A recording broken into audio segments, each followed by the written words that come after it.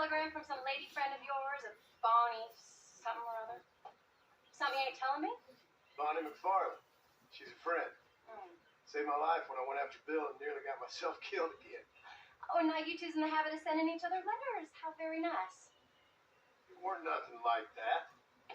What's it say? I don't know. I can't. Well, you know I can't read. Give it here. You read that thing out loud. I ain't hiding nothing.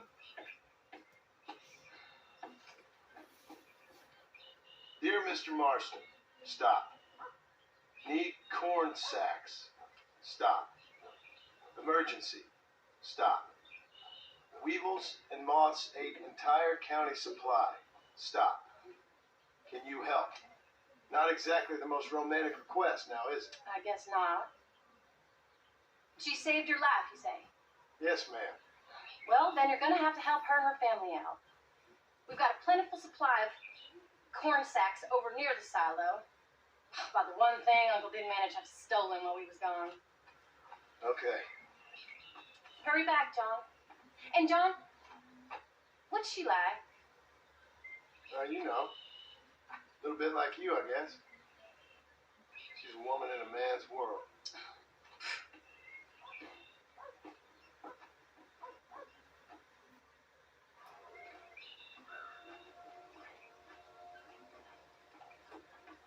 John, wait! I changed my mind. I'm coming with you. What are you waiting for? You better hurry.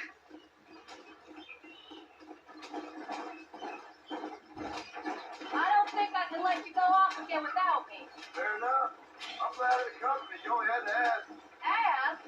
I was waiting for you to ask me. I thought you boys keep an eye on the boy. Oh, while you were off supporting with cowgirls in the next county? I don't think so, John Marston. You only just got home. That Jack has seen enough of me for a lifetime. So, is she married? This Bonnie McFarlane? No. What does she look like? I don't know. Pretty normal, I suppose. Normal? What? Normal like me? No. Normal as in two eyes, mouth, nose, that kind of normal. Besides, ain't no woman fine as you. A little flattery. Now we're finally getting somewhere. If you find yourself in a hole, the first thing to do is stop digging. Another pearl of wisdom from John Marston. I sure do miss those. I never took you for the jealous type, Abigail. I ain't jealous so much as curious. You heard what she wrote. It's just some corn. She saved my life, and she was decent enough to me, so I owe her this much at least. How did she save your life anyway? She found me half dead on the side of the road and took me to the doctor. Most folks would have left me there. Half dead from what? Bill didn't take so kindly to me visiting unannounced. Bill never did like surprises. How was he? Same as he was when we left. Angry and dumb. Taking his revenge out on the world. People down there was really scared of him. Of Bill? You gotta be kidding me. He was only frightening if he was afraid of some fool. Bill weren't so bad, but when Dutch went crazy, Bill took it hard. For a while, we all thought we'd found something right. A better way to live, but it was just a lie. So you saw before they did. Maybe. But there was still kind of a family. A family that left you for dead. You knew the truth, John, and they hated you for it. Where'd they take you? Who? Those government bastards. Where'd they hold you and Jack? I ain't sure. They kept their eyes covered there and back. Can't have been too far from here, though. They treat you right? It ain't the first time I've had a gun to my head, John. You're forgetting your marriage proposal. Very fun. No, they learned pretty quick what would happen if they laid a finger on me. Sons of bitches. It wasn't them or being there. I didn't care about that. I've been in far worse situations. It was the wait. I didn't know if you was coming back. Of course I was coming back. You were only supposed to be gone for a couple of days. It took longer than I thought. The only thing Bill and Dutch was ever any good at was not getting caught. I really think we should hurry. I started thinking you'd gone back to them. That life's over. I hope you're right.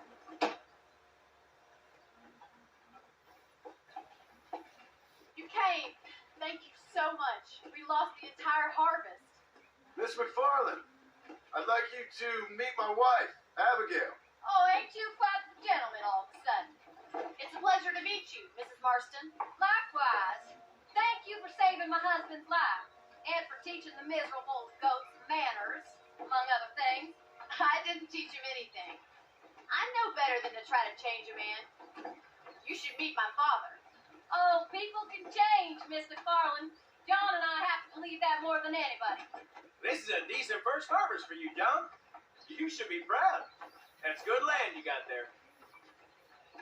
How are you feeling, Mrs. Marston? From what your husband told me, it must have been awful for you.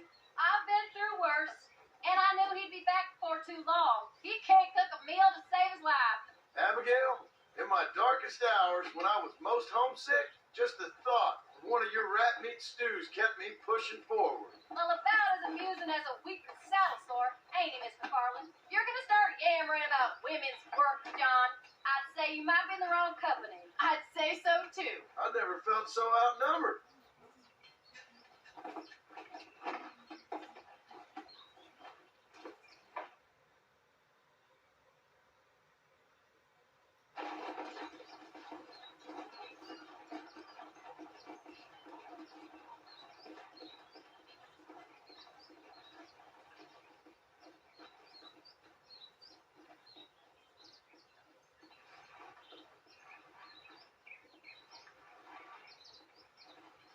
Ma'am?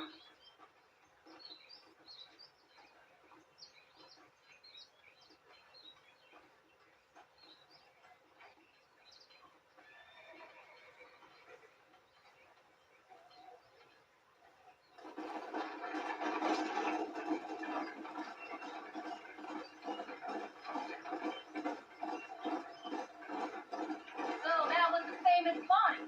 That was her, all right. She's pretty. She's normal, like I said. Well, you always wanted to be a rancher. I have thought she'd be just your thing. The perfect rancher's wife, if I ever saw one. I already got a rancher's wife. I'm only teasing. I like her, and I'm glad she saved your life. Most of the time, anyway. The McFarlanes are good people. She did flush better than a shepherd's son said when she saw you, though. I have that effect on women. You clearly had one too many blows to the head. You ain't wrong about that, Mrs. Marston. That's quite a ranch they got there. That'll be us someday. As soon as we get back on our feet. I don't know, John. How many times can we start again?